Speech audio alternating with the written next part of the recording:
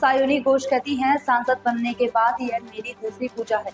मैं सांसद बनने से पहले भी तेलीपुकुर सुकांत स्मृति संघ आती रही हूँ। राजबिहारी में इस पूजा में शामिल होने पर मैं हर बार मंत्रमुग्ध हो जाती हूँ। तो स्मृति संघ আমার এইটা নিয়ে চতুর্থ বছর এবং রাজবিহারীর ডাকে প্রত্যেকবার আসা এবং যতবারই আসি দেখি আর মুগ্ধ হই এবং যেই ব্যাপ্তিতে এই পুজো ক্রমশ পৌঁছচ্ছে আমি এইটুকুই বলতে পারি যে রাজবিহারীও এগোচ্ছে এবং পুজোও এগোচ্ছে এবং আগামী দিন আরো অনেক সুকান্ত স্মৃতি সংঘেরই পুজো মানুষের মনের মণিকোঠায় স্থান করে নেবে। I am fascinated.